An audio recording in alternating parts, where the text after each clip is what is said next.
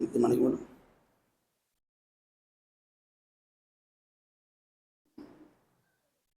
الحمد لله نحمده ونستعينه ونستغفره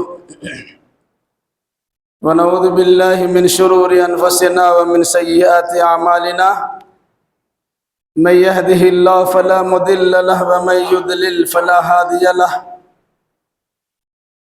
وأشهد أن لا إله إلا الله وحده لا شريك له وأشهد أن محمدا عبده ورسوله يا أيها الذين آمنوا اتقوا الله حق تقاته ولا تموتن إلا وأنتم مسلمون يا أيها الناس اتقوا ربكم الذي خلقكم من نفس واحدة وخلق منها زوجها وبث منهما رجالا كثيرا ونساء واتقوا الله الذي تساءلون به والأرحام إن الله كان عليكم رقيبا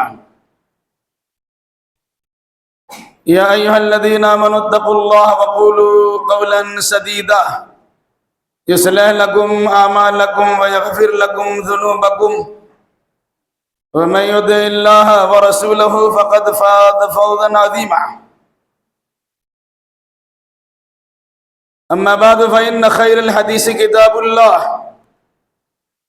وخير الهدي هدي محمد صلى الله عليه وسلم وشر الأمور محدثاتها وكل محدثة بدعة وكل بدعة ضلالة وكل ضلالة في النار. أعوذ بالله السميع العليم من الشيطان الرجيم. بسم الله الرحمن الرحيم. يا أيها الذين آمنوا كتب عليكم الصيام كما كتب على الذين من قبلكم لعلكم تتقون. وقال النبي صلى الله عليه وسلم من قام رمضان ایمانا واحتسابا غفر له ما تقدم من ذنبه. وقال النبي صلى الله عليه وسلم من صام رمضان ایمانا واحتسابا غفر له ما تقدم من ذنبه. وقال النبي صلى الله عليه وسلم من قام ليلة القدر ایمانا واحتسابا غفر له ما تقدم من ذنبه. سبحانك لا علم لنا إلا ما علمتنا إنك أنت العليم الحكيم. رب اشرح لي صدري ويسر لي أمري واحلل عقدة من لساني يفقهوا قولي رب زدني علما.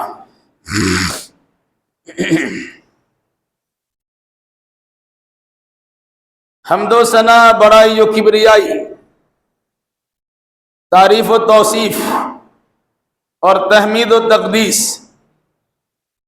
سب کے سب خالص اللہ تبارک و تعالیٰ کے لیے لائق و سزاوار ہے.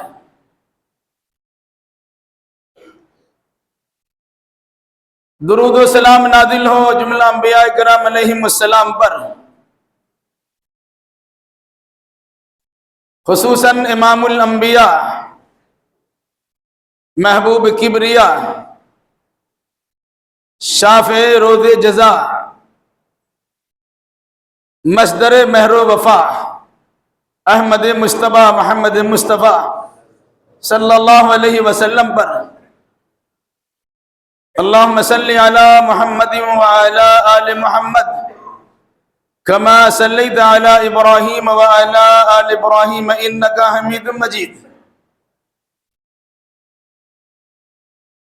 اللہم بارک علی محمد وعلی آل محمد کما بارکت علی ابراہیم وعلی آل ابراہیم انکا حمید مجید.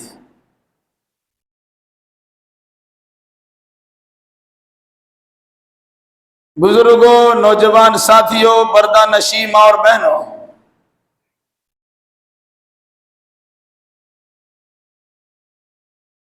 رمضان المبارک کا مہینہ آیا اور تقریباً ختم ہونے کے قریب، یہ ختم ہونے کو بھی آیا. کچھ دنوں پہلے رمضان کی آمد پر یا آنے سے پہلے استقبال رمضان کے عنوان سے خطبہ آپ کو سنایا گیا.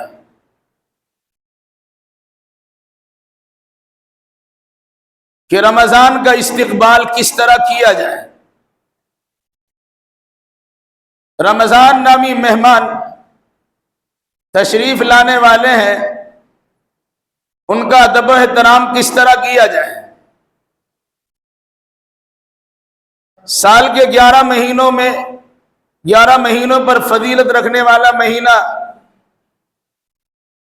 ماہ رمضان کی آمد ہوگی، اس کے ساتھ ہمارا برتاؤ کیا ہوگا؟ تقریباً تمام مسجدوں میں آج خطبہ جمعہ میں یہ بیان کیا جائے گا کہ اس رمضان المبارک کی آمد سے ہم نے کیا کھویا اور کیا پایا۔ جس مقصد کے لیے رمضان المبارک کا ورود مسعود ہوا تھا، اس کا آنا ہوا تھا، اس مقصد میں ہمیں کامیابی ملی یا نہ ملی۔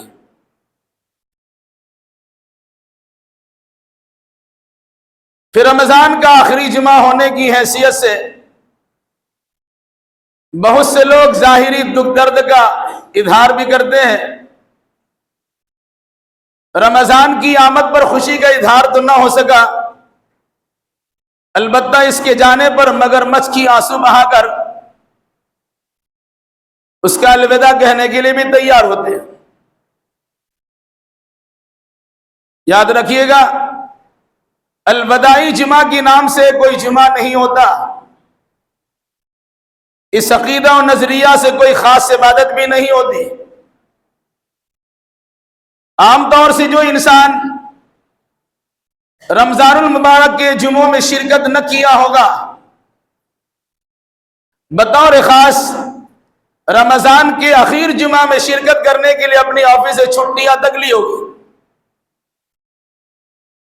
بہت ساری جگہ پر بطور خاص اس کا اہتمام بھی ہوتا ہے۔ سال کے دیگر جمعوں کے مقابلے میں رمضان کے آخری جمعے کا اہتمام خاص ہوتا ہے، یہ سوچتے ہوئے کہ بڑی بابرکت جمعہ ہے۔ یاد رکھیے گا، سارا جمعہ بابرکت ہے، رمضان کا ہر جمعہ بابرکت ہے، جمعۃ الوداع ہونے کی حیثیت سے اس کی کوئی اہمیت نہیں ہے۔ رہا معاملہ رمضان کے روزے کی فرضیت کی، جو غرض و غایت، جو مقصد بیان کیا گیا تھا، اس مقصد میں کامیابی ہمیں کہاں تک ملی؟ لعلکم تتقون کا جو پیغام دیا گیا تھا، کتنا تقوی ہم نے حاصل کیا؟ متقیوں پرہیزگار بننے کی جو تاکید کی گئی تھی، ہم نے تقوی و طہارت سے کتنا رشتہ ناتا جوڑا؟ ہر دن رمضان کا گزرا، ہر دن ہمارے ایمان میں کسی قسم کی تبدیلی آئی کہ نہیں آئی؟ اعمال صالحہ سے متعلق ہمارا جذبہ دینی اعتبار سے برقرار رہا یا اس سے بڑھا کہ نہیں بڑھا؟ جس مقصد کے لیے رمضان آیا تھا، مقصد میں کامیابی ملی کہ نہیں ملی؟ یہ ہمیں غور و فکر کرنا ہے۔ اگر کامیابی مل گئی، اب بڑے خوش نصیب ہیں، اللہ کا جتنا شکر ادا کیجئے کم ہے۔ یاد رکھیے گا، کچھ لوگ رمضان کے جلدی سے جانے کا انتظار کرتے ہیں، کچھ لوگ رمضان میں برکت چاہتے ہیں کہ اور بھی دن رمضان کے دیر سے گزرے تاکہ عبادت و بندگی بجا لانے کا سنہرا موقع ملتا رہے۔ اب ہر شخص کے اپنے ظرف کی بات ہے۔ جنہوں نے روزہ نہیں رکھا وہ سوچتے خواہ بخواہ ایک مصیبت آئی ہوئی، ہماری بہت ساری چیزوں پر پابندی عائد کی جا چکی ہے، جتنا جلدی ممکن ہو سکے چلا جائے تاکہ ہم پھر شدر بے مہار کی طرح، بے لگام کے جانور اونٹ کی طرح ہو جائے کہ جس طرح چاہے گھومتے پھرتے رہ جائیں۔ لیکن وہ لوگ جنہیں رمضان نصیب ہوا، عبادت کی توفیق ملی، بندگی بجا لانے کا طریقہ اپنایا، ذکر و اذکار کے ذریعے دعا و مناجات کے ذریعے، قرآن کی تلاوت کے ذریعے، تلاوت کی سماعت کے ذریعے، نوافل کی کثرت کے ذریعے، روزہ کے ذریعے سے اور دیگر اس مہینے میں کی جانے والی فضیلتوں سے بھرپور عبادت کے ذریعے سے اللہ تبارک و تعالیٰ کو خوش کیا ہے، وہ انسان اپنی خوش قسمتی پر ناز بھی کرتا ہے اور اللہ تبارک و تعالیٰ سے مزید اس کی توفیق بھی مانگتا ہے۔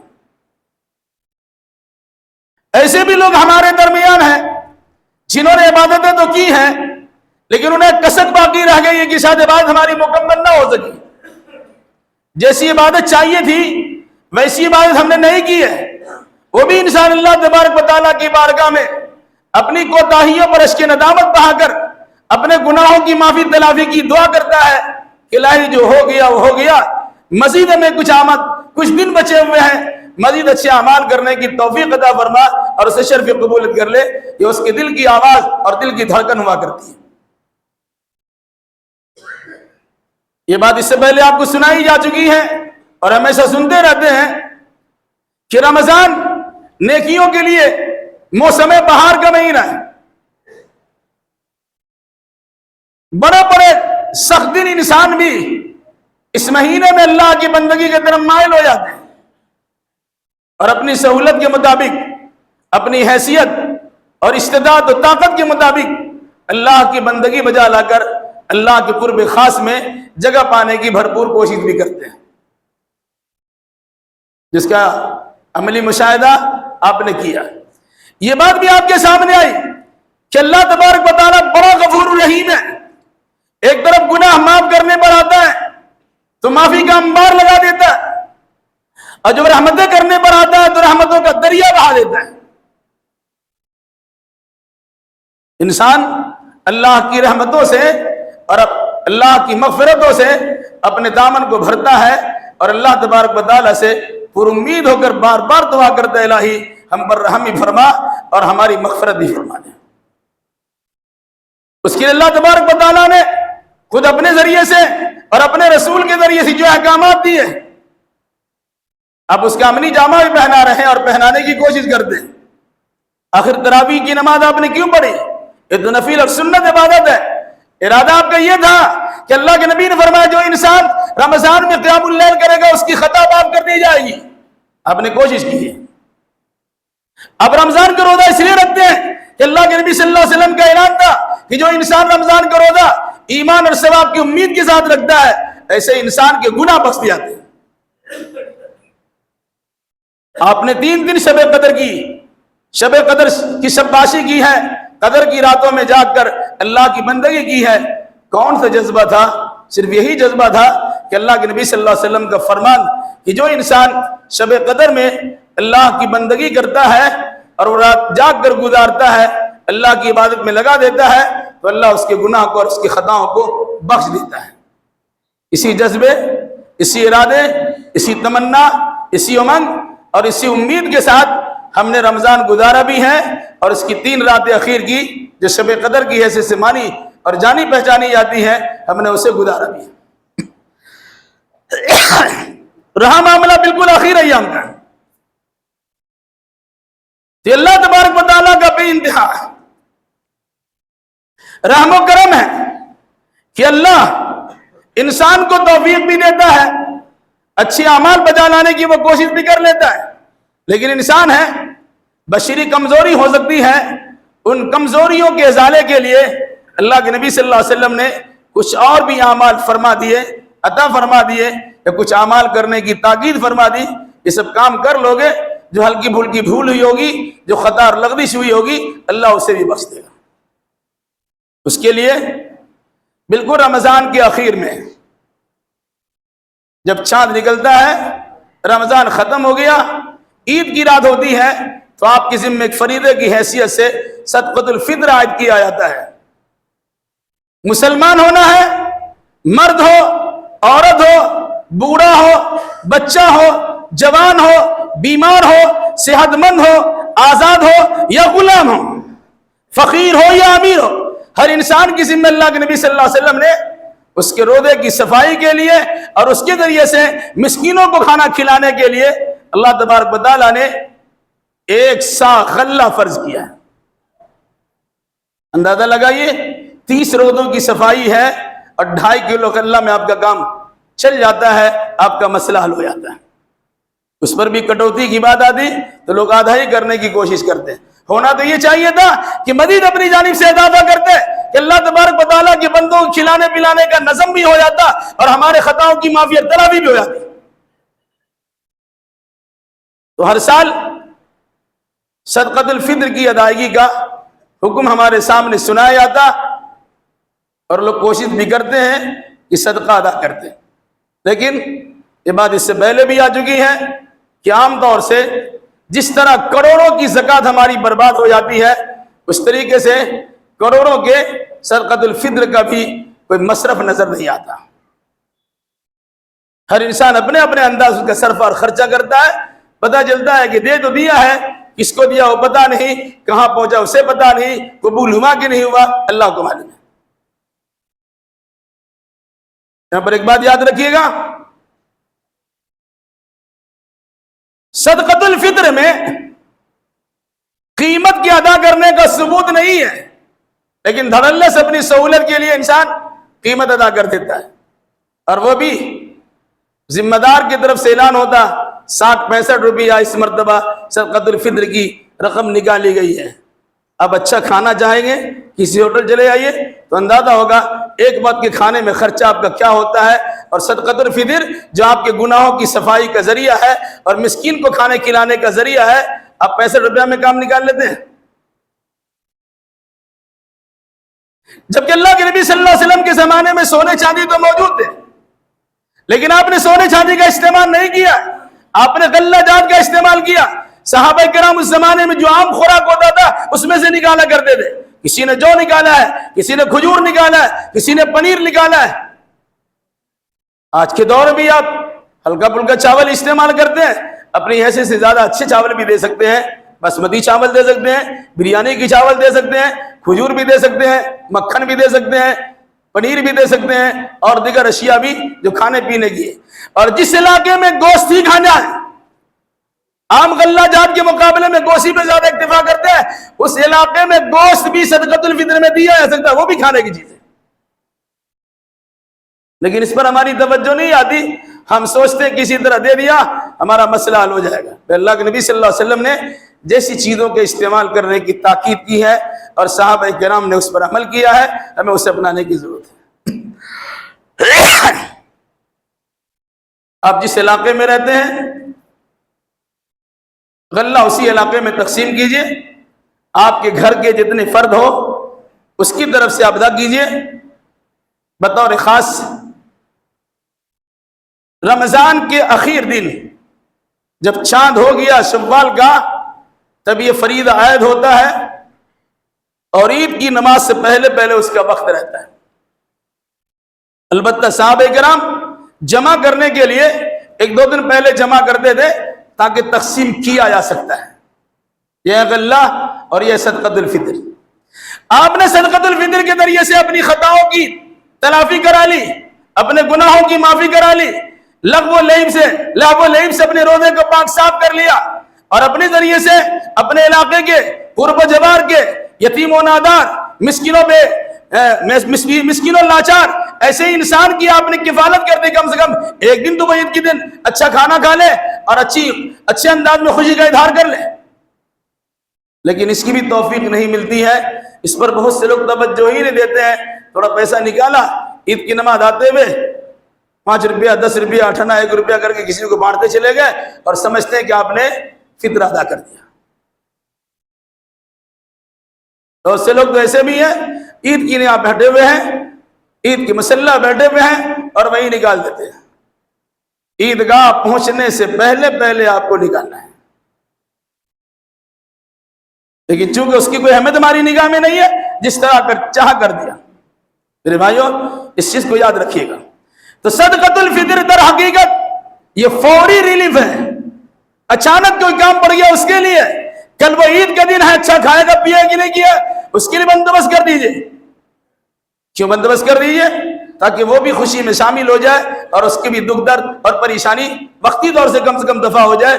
ہونا تو یہ چاہیے تھا جو زکوٰۃ ہے، جو صدقات ہے، جو عطیات ہے، جو تبرعات ہے، اس کے ذریعے سے اپنے قرب و جوار کے لوگوں کا خاص خیال کیا جاتا تاکہ وہ بھی آپ کے ساتھ رمضان کی عبادت میں مشغول ہوتے اور ساتھ ساتھ عید کی خوشیوں میں شرکت کرتے۔ لیکن مسلمانوں کا حال یہ ہے، اللہ اس کے رسول کا پیغام کچھ ہوتا ہے اور مسلمانوں کے اعمال اور ان کے حرکات و سکنات کچھ اور ہوتے ہیں۔ اللہ نے سمجھ کی توفیق عطا فرمائے۔ بہرحال اس حدیث کو یاد رکھیے جس میں رمضان کے روزے سے اگر کسی کی مغفرت نہیں ہوئی، مہینہ آیا اور یوں ہی چلا گیا، اس سے کوئی فائدہ نہیں ہوا، تو یاد رکھیے گا اتنی خطرناک بد دعا ہے کہ جس کی مقبولیت میں کوئی شک و شبہ کی کوئی گنجائش نہیں ہے۔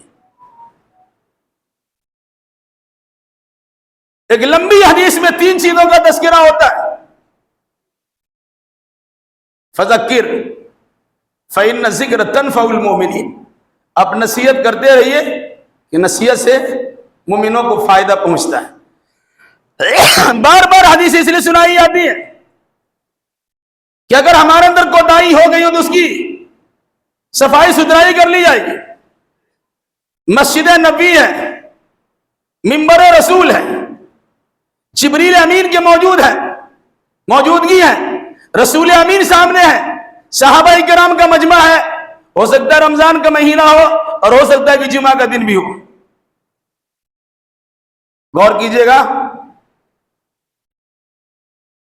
کوئی بد دعا اگر حضرت جبریل کرے جو سید الملائکہ فرشتوں کا سردار ہے، اور اس دعا کی مقبولیت کے لیے رسول امین جو تمام نبیوں کے سردار خاتم الانبیاء والمرسلین ہے وہ اس کی تائید و تصدیق کرے، کیا وہ دعا قبول نہیں ہوگی؟ یا بد دعا قبول نہیں ہوگی؟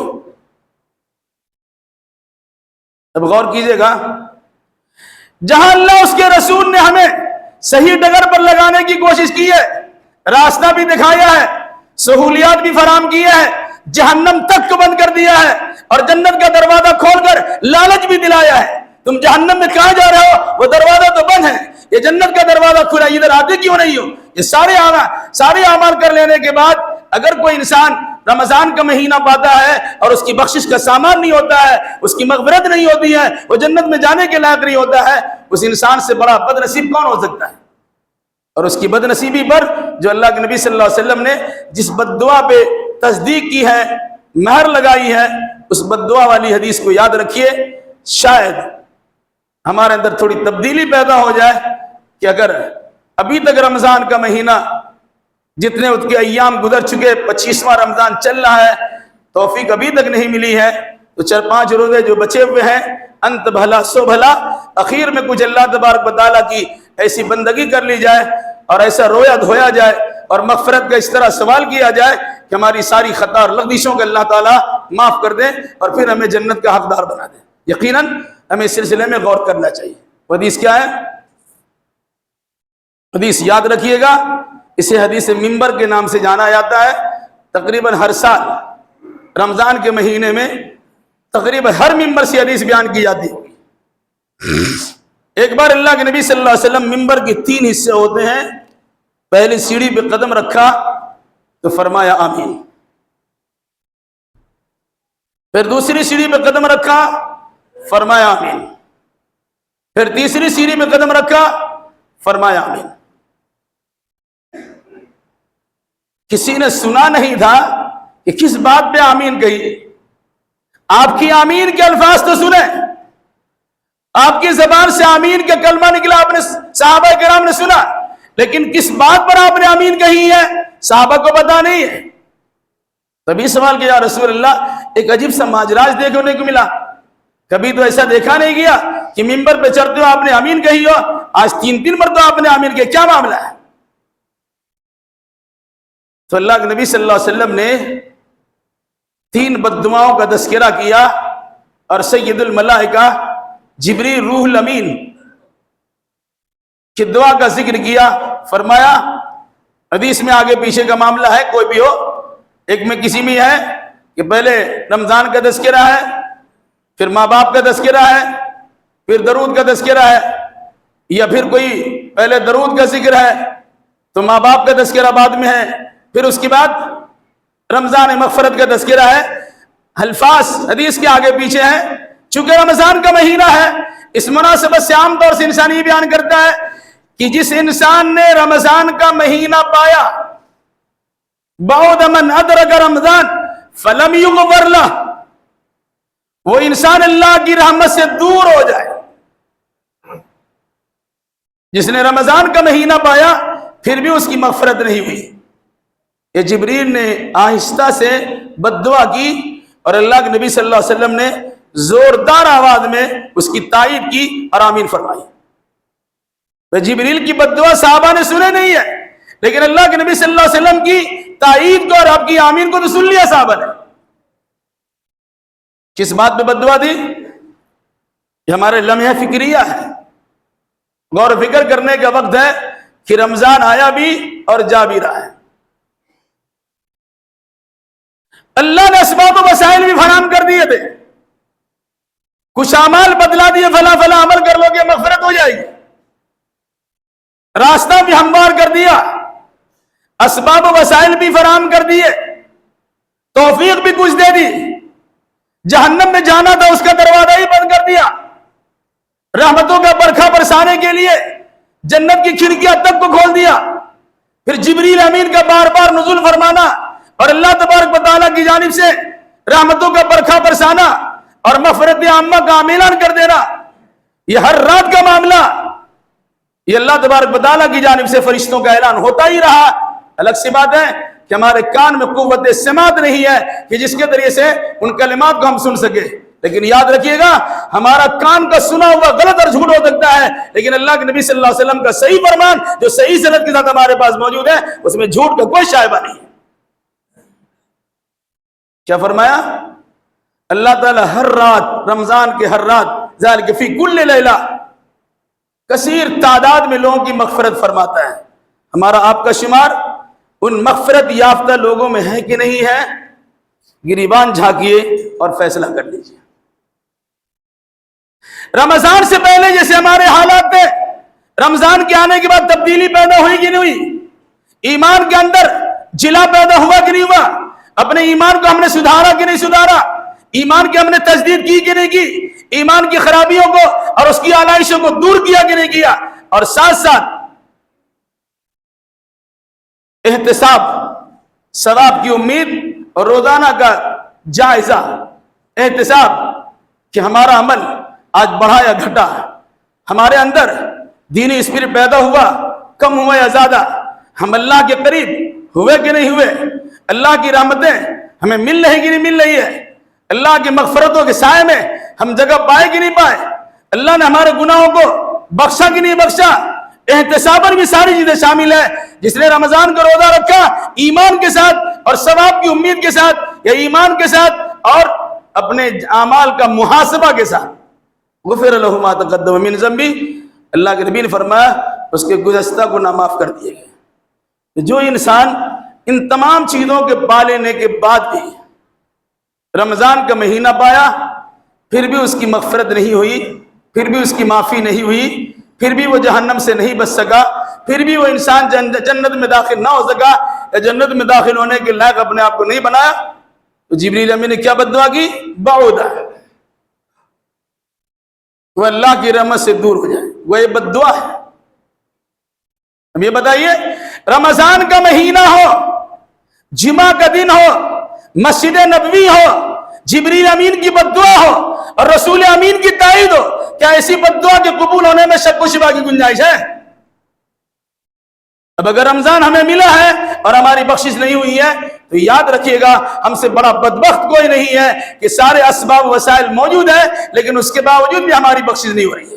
آپ کے ہاتھ میں پانی موجود ہے لیکن پانی پی نہیں پا رہے ہیں. آپ کا ہاتھ اتنا اٹھتا نہیں ہے کہ اپنے ہاتھ سے کٹورا اور پیالہ اٹھائے اور منہ تک لے جائے, یا منہ میں اگر آپ نے پانی ڈال لیا ہے آپ کے اندر وہ سخت صلاحیت نہیں ہے کہ اس پانی کی کلی کو یا پانی کے حصے کو, اس کے چند قطرات کو اپنے حلق سے نیچے اتار سکے. اس سے بڑی بدقسمتی کیا ہو سکتی ہے؟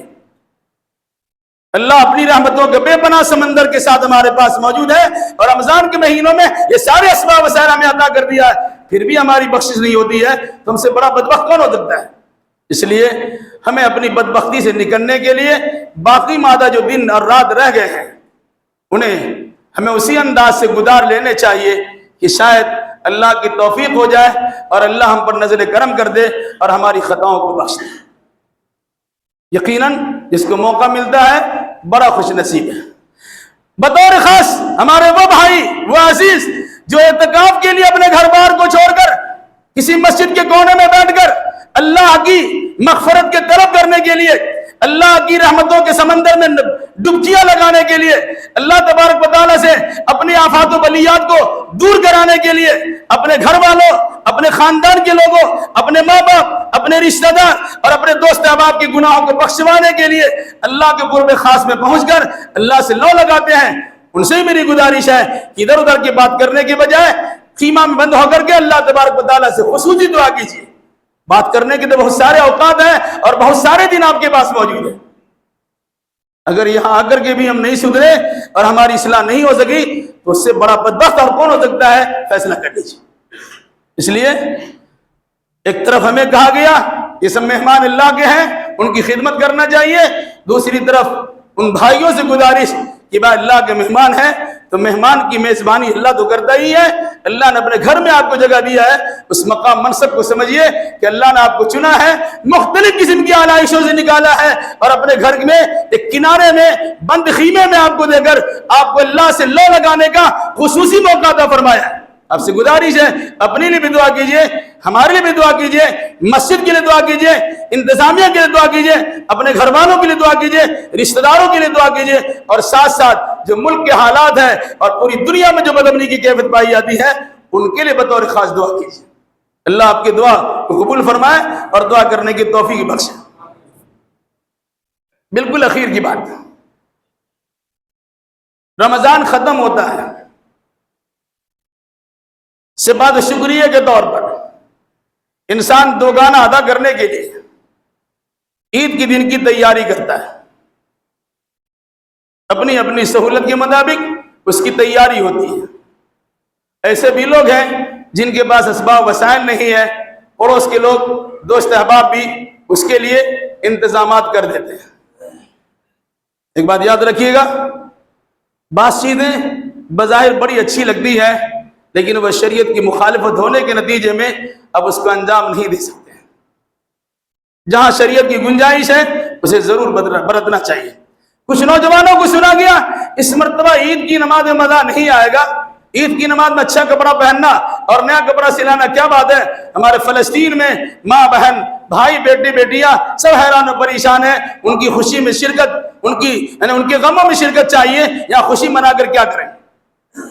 بظاہر یہ جذبہ بڑا اچھا لگتا ہے، کسی کی موت سے اور کسی کی حیات سے اسلام کا قانون بدلتا نہیں ہے۔ اللہ کے نبی صلی اللہ علیہ وسلم کی موت واقع ہوئی ہے، صحابہ کرام کے سامنے سناٹا چھا گیا ہے، نگاہوں کے سامنے اندھیارا اور تاریکیاں چھا گئی ہے، صحابہ حیران و پریشان و سراسیمہ ہو گئے، رہ گئے، سرسد ہو گئے، کانٹوں تو بدن میں خون نہیں ہے۔ کیا اللہ کے نبی صلی اللہ علیہ وسلم کے غم کے نتیجے میں انسان عقیدہ کو بدل دے گا، نظریہ کو تبدیل کر دے گا، کتاب و سنت کے دامن کو چھوڑ دے گا؟ ہرگز نہیں۔ عمر فاروق جیسا انسان کہنے پر مجبور ہوا کہ جو کہے گا اللہ کے نبی کی موت واقع ہو گئی ہے ہم اس کی گردن مار دیں گے۔ وہیں صدیق اکبر کی صداقت کام آتی ہے، کیا اس کی الٹی پلٹی باتیں کرتے ہو؟ ارے قرآن نے کیا کہا؟ وما محمد الا رسول قد خلت من قبلہ الرسل افإن مات او قتل انقلبتم على اعقابکم ومن ينقلب على عقبیہ فلن يضر اللہ شیئا وسيجزي اللہ الشاکرین۔ کیا مطلب ہوا؟ اللہ کے نبی صلی اللہ علیہ وسلم کی شخصیت بڑی اہم شخصیت ہے، ان کے دنیا سے چلے جانے کے بعد ہم دین و ایمان کو چھوڑ دیں گے؟ جس مقصد کے لیے اللہ کے نبی کو بھیجا گیا تھا ان کے لاش مبارک کی موجودگی میں اس مقصد کو فراموش کر دیں گے؟ نہیں، یہ مشن لے کر آئے تھے، اس مشن کو آگے بڑھانا ہے۔ اسی میں اللہ کے نبی صلی اللہ علیہ وسلم کی محبت کا اظہار ہے۔ باقی صحابہ کرام نے تسلیم کیا، عمر ابن خطاب کا غصہ ٹھنڈا ہو گیا یا مزاج ٹھنڈا ہو گیا یا وہ جو وارفتگی کی کیفیت پائی جاتی تھی اس میں تبدیلی پیدا ہو گئی اور انہیں احساس ہوا کہ تو قرآن میں آیت موجود ہے۔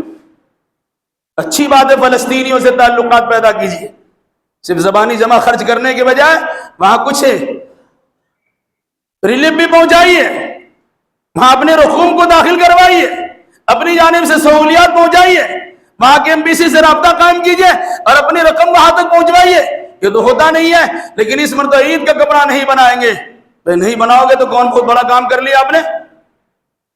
عید کا نیا کپڑا بنانا ضروری نہیں ہے، لیکن اسلام کا ایک شعار ہے، اس میں کسی غم کی بنیاد پر شعار میں تبدیلی نہیں ہو سکتی ہے۔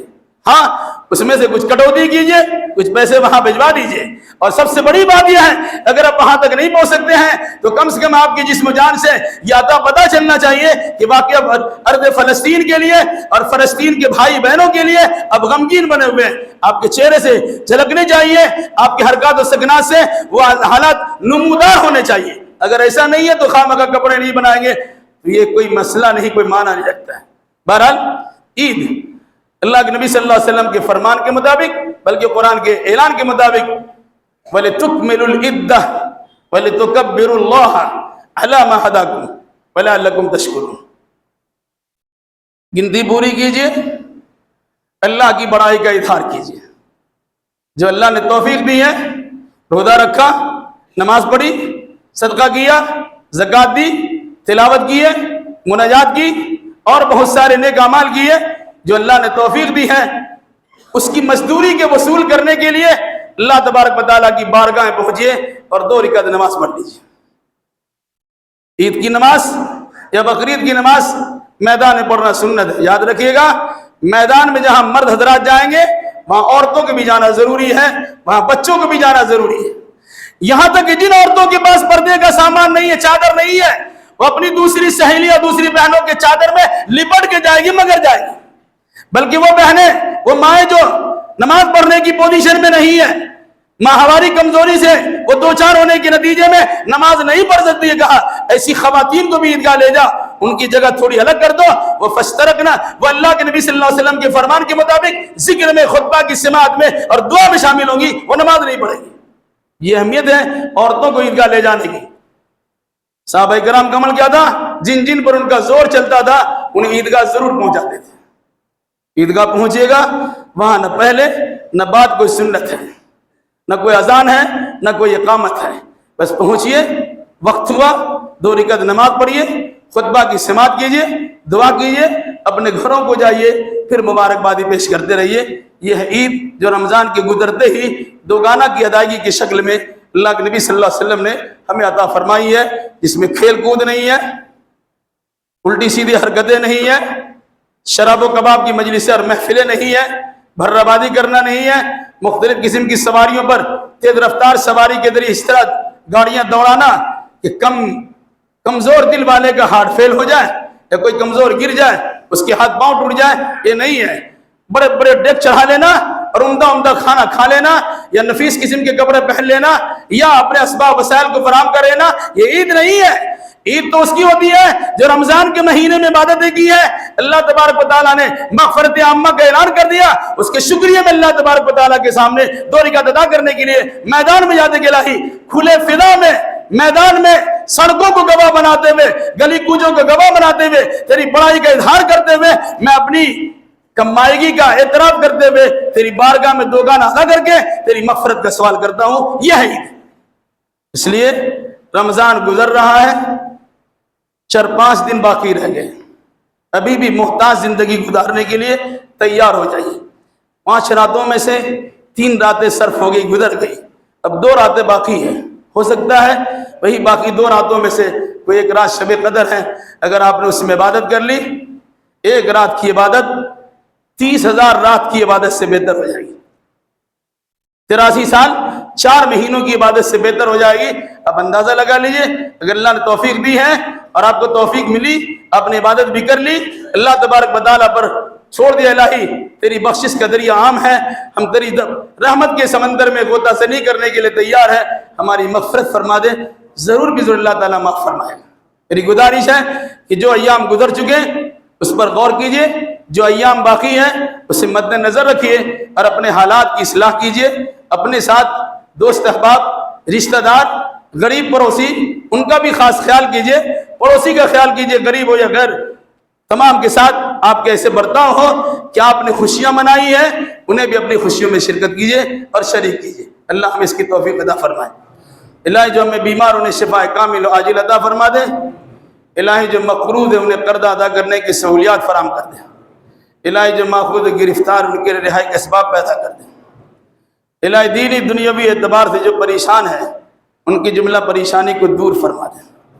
الہی جن جن لوگوں نے دعا کی درخواست کی ہے تو اپنے فضل و کرم سے ان تمام کے جائز مراد کو پوری فرما دے۔ الہ العالمین ان کے مریضوں کو شفائے کلی شفائے کامل و عاجل عطا فرما دے۔ اے اللہ جو لوگ اپنے لیے اپنے بہن بیٹیوں کے رشتوں کے لیے پریشان ہیں الہی تو اپنے فضل و کرم سے مناسب رشتہ عطا فرما کر ان کی پریشانی کو دور فرما دے۔ الہی جو لوگ ازدواجی زندگی کے الجھنوں میں گرفتار ہیں تو اپنے فضل و کرم سے ان کے لیے ان کے جوڑے کو ان کی نگاہوں کا آنکھوں کا ٹھنڈک بنا دے۔ الہی جو لوگ شادی کے بعد بچے کو ترستے ہیں تو اپنے فضل و کرم سے انہیں صالح نیک صالح اولاد عطا فرما کر اسے گود بھر کر اس کی مراد تمنا کو پوری فرما دے۔ اے اللہ جو لوگ بچوں سے پریشان ہیں بچوں کی بے رحمی کی شکایت کرتے ہیں الہی ان کے بچوں کو بھی ان کی آنکھوں کا ٹھنڈک بنا دے۔ الہی جن بچے اور بچیوں نے ایگزام دیے امتحانات دیے تو اپنے فضل و کرم سے انہیں بھی اچھے نمبرات سے کامیابی عطا فرما دے۔ جن لوگوں نے دعا کی درخواست کی ہے الہی ان تمام کے جائز مراد کو پوری فرما دے۔ اے اللہ جو لوگ دعا کرنے کی خواہش مند کرانے کی خواہش مند ہے پہنچ نہ ہو سکی خبر نہ دی جا سکی یا کوئی اور وجہ ہو گئی الہی تو ان تمام کے دلوں کی جائز مراد کو پوری فرما دے۔ اے اللہ پورے ملک میں حالات ابھی بڑے خطرناک ہیں، سامنے الیکشن کا زمانہ ہے، حالات بڑا گمبھیر ہونے کا امکان ہے۔ الہی ایسے لوگوں کو ہمارے اوپر حاکم کے طور پر مسلط نہ کرنا جو ہم پر ظلم پر بریت کے پہاڑ توڑ دیں۔ الہی حالات کچھ خراب ہے جس کا علم تیرے پاس ضرور ہے الہی تو اپنے فضل و کرم سے ہم مسلمانوں پر جو کمزور ہے نحیف اللاچار ہے پریشان حال ہے تو خصوصی فضل و کرم فرما دے۔